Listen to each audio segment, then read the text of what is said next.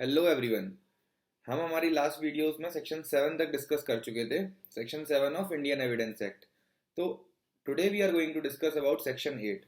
अब देखो, हम बात करेंगे सेक्शन 8 की। तो section 8 deals with motive, preparation and previous and subsequent conduct of parties.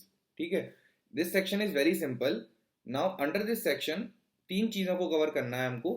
First is motive, second is preparation and third is subsequent conduct. ये तीनों वर्ड सुनकर हमको ये समझ में आता है, since this section falls under the chapter of relevancy, तो यहाँ पर कोई भी फैक्ट जो मोटिव को प्रूव कर रहा हो, या जो प्रीवियस या सब्सिक्वेंट कंडक्ट को प्रूव कर रहा हो, या फिर कोई फैक्ट जो प्रिपरेशन को प्रूव कर रहा हो, preparation to accomplish the crime को अगर प्रूव कर रहा है, तो वो फैक्ट रेलेवेंट माना जाएगा। This is the basic understanding about this section.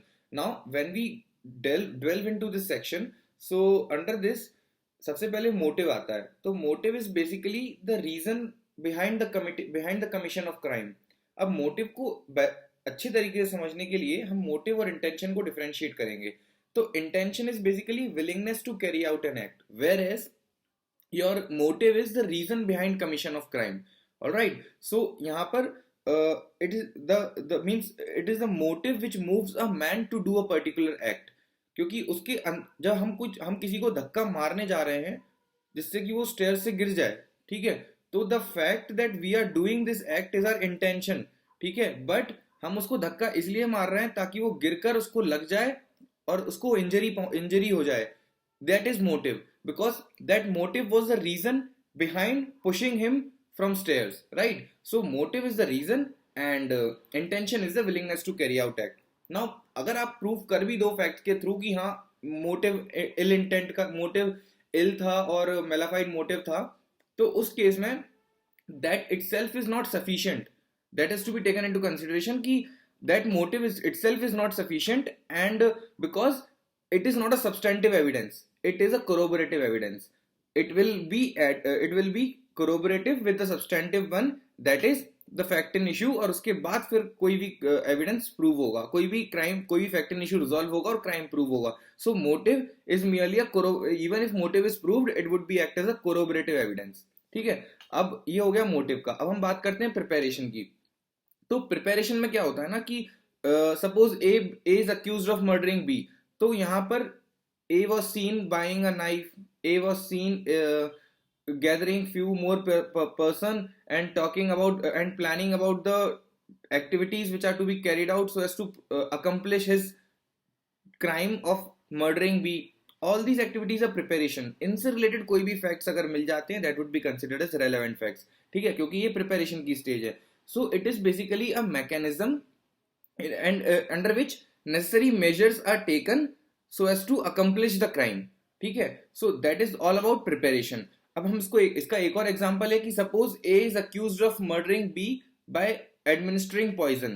ठीक है, now if all the facts stating that A procured the poison which was administered to B, that fact is relevant here because that was a preparatory stage for commission of murder for murdering B by administering poison to B. ठीक है, तो इसलिए हो गया preparation. अब आ जाता है conduct of parties to the suit. यहाँ पर जो उनका कंडक्ट होगा, बेसिकली कोई भी क्राइम हुआ उसके पहले पार्टीज का क्या कंडक्ट था और क्राइम कमिट होने के बाद उनका सब्सिक्वेंट कंडक्ट क्या था। तो previous conduct and subsequent conduct are also relevant. उन कंडक्ट्स को अगर कोई फैक्ट प्रूव कर रहा है तो that fact is relevant for the purpose of admissibility in court. ठीक है, अब हम इसको भी एक एग्जाम्पल से समझ लेते हैं कि suppose A is whether now the question is whether A is robbed by B. क्या B ने A की चोरी करी थी? Whether क्या A ने B की चोरी करी? तो यहाँ पर whether A robbed B was the question. Now the fact is कि after the robbery C was there. C was another person who was there at the crime scene. He shouted he shouted in the A's presence that police is coming to look for the person who has robbed B, and listening to this, A ran away from that scene. So now this was a subsequent conduct from after commission of crime. This subsequent conduct would be relevant, reason being कि that is showing the ill intent of A as to why did he ran away by listening that the police is coming, right? तो now again this would be relevant. तो यहाँ पे ये fact कि जब सी वहां पर बोल रहा था कि पुलिस आ रही है so as to look for the thief who has robbed B, तो जैसे ही सुनकर ए भागा, this fact would be relevant because it is showing the subsequent conduct of parties and that subsequent conduct of party would be corroborating the as an evidence with the fact in issue, और fact in issue होगा कि whether A has robbed B or not, ठीक है।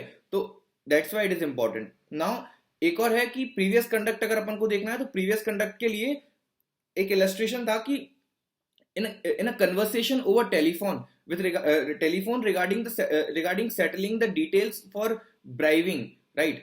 तो जो भी conversation के अंदर हम telephonic conversation में the two parties were discussing the details of giving bribe, ठीक है।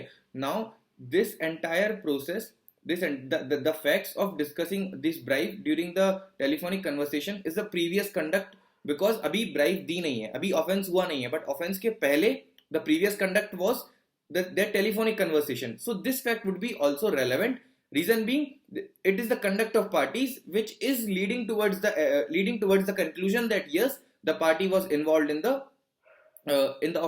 party was going to be involved in the offense of bribery। so that was all about section 8, जहां पर हमने डिस्कस किया कि मोटिव क्या होता है, प्रिपरेशन क्या होता है, और conduct of parties which may be previous और इट मे बी सब्सिक्वेंट। तो this way it deals with the relevancy of facts, and if in case you guys have any doubt then you can mention in the comment box। thank you, and अगर आपको video पसंद आई then do not forget to like, share and subscribe। thank you।